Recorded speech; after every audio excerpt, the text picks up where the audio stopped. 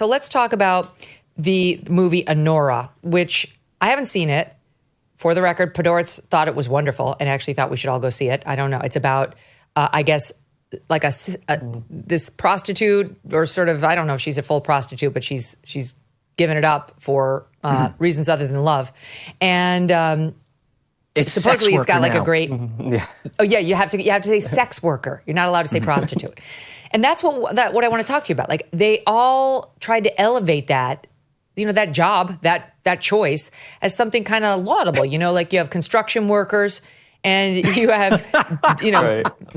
dairy workers, and you have sex workers. It's just like, it's a choice. It's just a totally fine choice.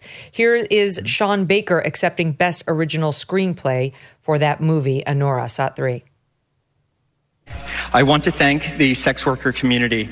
They have shared their stories.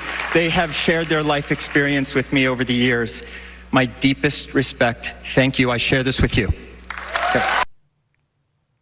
And then here's Mikey Madison, who accepted the Best Actress Award for the same movie. I also just want to again recognize and honor the sex worker community. I will continue to support and be an ally. All of the incredible people, the women that I've had the privilege of meeting from that community, has been one of the highlights of this entire incredible experience. She wants to honor the sex worker community, Link? Absolutely. I mean, I just found out last night that the movie was Anora. The last year I thought it was Menorah and was just happy a Jewish film had been nominated at the Oscars. Turns out it's not Menorah, it's Anora, and is about sex workers. So maybe I should have watched some of the films. Now, when it comes to prostitutes and sex workers, I think it's perfectly fitting this movie won 5 out of the 6 awards it was nominated for, because almost all those actors and actresses, they are basically prostitutes and hookers themselves. They get dressed up, they go out there, say lines, they say a bunch of bullshit, you pay them, they'll put out whatever you want them to. So they're all basically sex workers in the audience as well. What I was really dismayed by is that Demi Moore didn't win.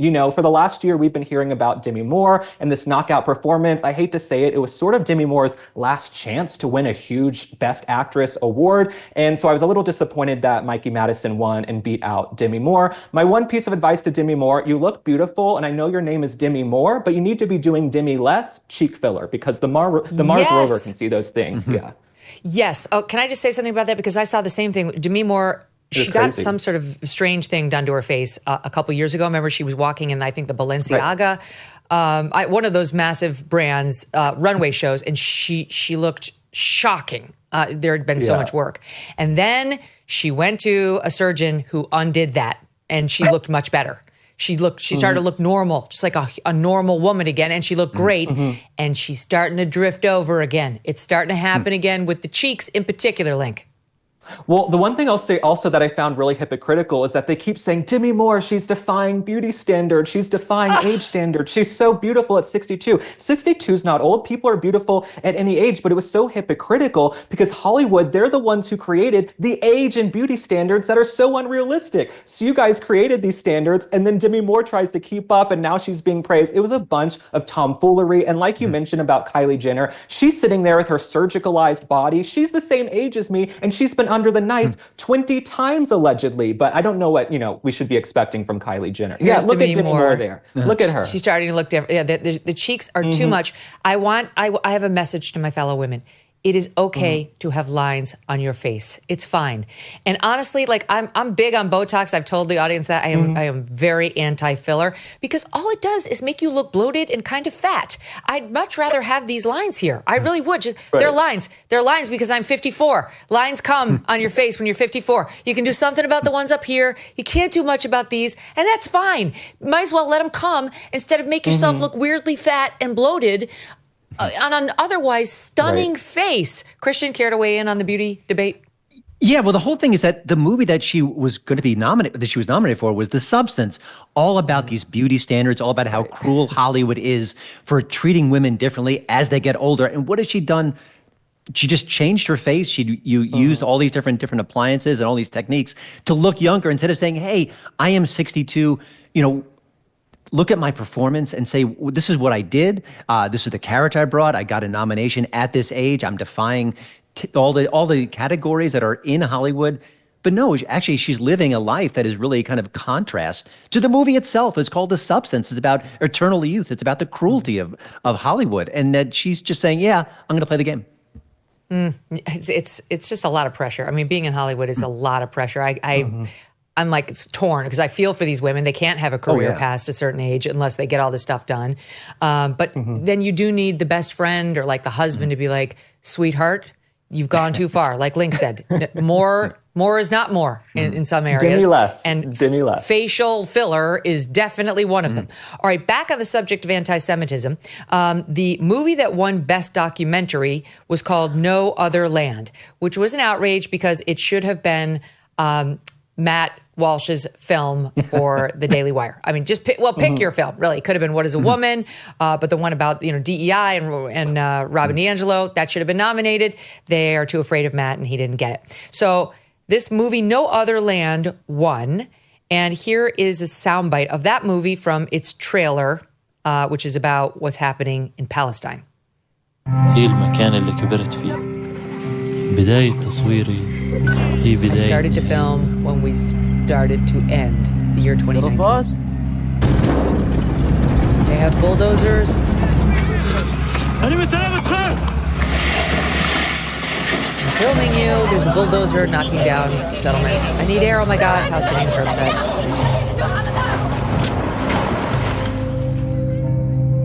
I don't want them to take our home. Could open eyes, change minds. Okay, so this is a film about the Israeli-Palestinian conflict told from one point of view only, and it won Best Documentary, and this is how they sounded when they went up to accept it. Stand by. Shot 12.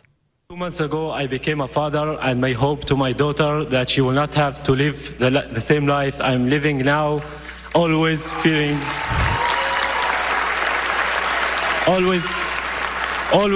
settlers' violence, home demolitions, and forest spill displacements that my community, Masafir Yatta, is living and facing every day under the Israeli occupation. No other land reflect the harsh reality that we have been enduring for decades and still persist as we call on the world to take serious actions to stop the injustice and to stop the ethnic cleansing of Palestinian people. Okay. And then you got more of it when their director got up there as well. Okay, you get the gist. So all the time in the world for that kind of messaging. And then again, contrast Christian with the Adrian Brody anti-Semitism and racism and othering against all of it. That's about as much as the Israelis or Jews in America got. But that's why you don't get that plea to stamp out anti-Semitism, because listen to the crowd's reaction to their win, to their speeches. There were people standing up. There were people cheering. They won over the crowd. That's the message that Hollywood supports, not the fact that the hostages are still in captivity or they've been killed or they've been treated badly or October 7th and its fallout. That's not what they care about. They care about this film. It says everything about the industry today, and none of it is good. You don't go out and buy a life jacket when the boat is sinking, and you don't buy gold when the economy has already collapsed. Clearly, others are heeding this advice as gold hit all-time highs already this year. It's not too late for you, too, and you could have Birch Gold help you diversify into physical gold. Birch Gold specializes in helping you convert an existing IRA or 401k in whole or in part into a tax-sheltered IRA in physical gold, and for no money out of pocket. One recent 5-star review said Birch Gold was, quote, knowledgeable, helpful, non-pressure. Get your free info kit on gold by texting the letters MK to the number 989898. There is no obligation, just useful information. With an A+ rating from the Better Business Bureau and countless 5-star reviews, text MK to 989898 and let the experts at Birch Gold help you secure your future today with gold. Thanks so much for watching. If you like what you just saw, hit the subscribe button for more clips and full episodes.